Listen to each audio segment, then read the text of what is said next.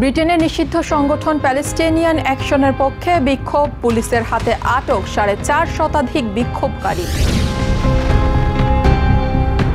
Ukraine শান্তি আলোচনা কিয়েভকে ছাড়া হতে পারে না, ইউরোপিয়ান কমিশন ও ইউরোপের 6 দেশের যৌথ বিবৃতি। দাবানলে জর্জরিত ইউরোপের দেশ ইতালি ও স্পেন, বৈরী আবহাওয়ার কারণে দাবানল নিয়ন্ত্রণে বেগ পেতে হচ্ছে ফায়ার ফাইটারদের।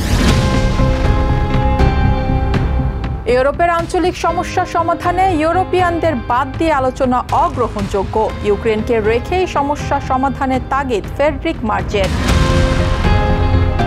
ইউরোপের হালনাগাদ ও বৈচিত্র্যময় খবরাখবর আপনাদের সামনে এক নজরে তুলে ধরছি আমি সাবরিনা সুপা।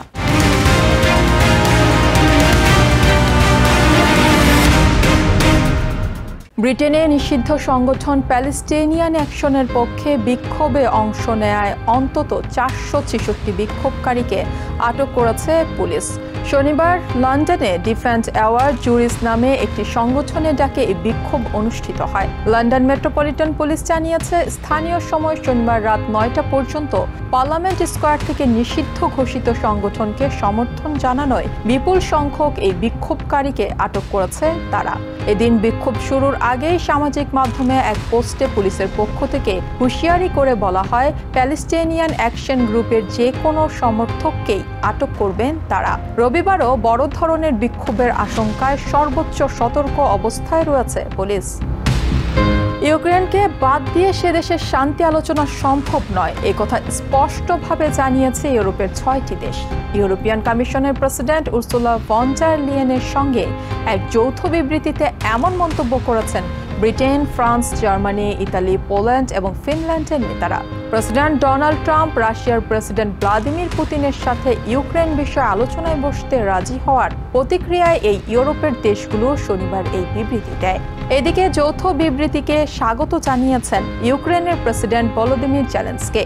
যোগাযোগের অ্যাপ টেলিগ্রামে তিনি লিখেছেন, স্বচ্ছতার ভিত্তিতেই এই যুদ্ধের পরিসমাপ্তি হতে হবে। যারা ইউক্রেনের পাশে দাঁড়িয়েছেন তাদের সবার প্রতি কৃতজ্ঞতা ও প্রকাশ করেন তিনি।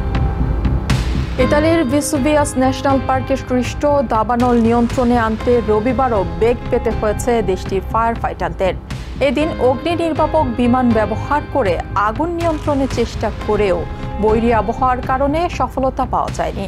শুক্রবার শুরু হওয়া এই দাবানলে এরই মধ্যে শত শত হেক্টর বনভূমি পুড়ে গেছে। স্থানীয় কর্তৃপক্ষ আগুনের কারণ অনুসন্ধানে তদন্ত শুরু করেছে। এদিকে ইউরোপের আরেক দেশ স্পেনেও চলছে দাবানলের তাণ্ডব। দেশটির লেন প্রদেশের সৃষ্ট দাবানল নিয়ন্ত্রণে রবিবার থেকে কাজ শুরু করেছে সামরিক বাহিনীর জরুরি ইউনিট। লেন ছাড়াও ক্যাস্ট্রিয়েল প্রদেশের আরও বেশ কয়েকটি স্থানে দাবানল চলছে। দেশটির আবহাওয়া বিভাগ জানিয়েছে, আগামী 14 আগস্ট পর্যন্ত এই এলাকাগুলোর উপর দিয়ে তাপ প্রবাহ বয়ে যেতে পারে, যার ফলে দাবানল নিয়ন্ত্রণে আনতে বেগ পেতে হবে। জার্মান চ্যান্সেলর ফ্রেডরিক মার্জ বলেছেন, ইউক্রেনের আঞ্চলিক সমস্যা নিয়ে আলোচনা বা সিদ্ধান্ত ইউরোপিয়ান এবং ইউক্রেনিয়ানদের বাদ দিয়ে নেওয়া যাবে না। রবিবার জার্মানির সরকারি গণমাধ্যম ARD-কে এক সাক্ষাৎকারে তিনি বলেছেন, ইউরোপের ভবিষ্যতের বিষয়ে ইউরোপিয়ানদের কেবল দর্শক হয়ে থাকা উচিত নয়।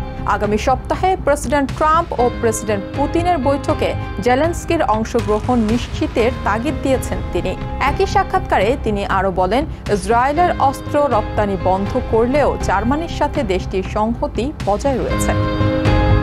এক নজরে ইউরোপের আরও নানা খবর পেতে চোখ রাখুন TVN 24 নিউজ নেটওয়ার্কের ইউটিউব ও ফেসবুক পেজে। নিউ ইয়র্ক থেকে সম্প্রচারিত TVN 24 টেলিভিশন বিশ্বজুড়ে বাঙালির কণ্ঠস্বর।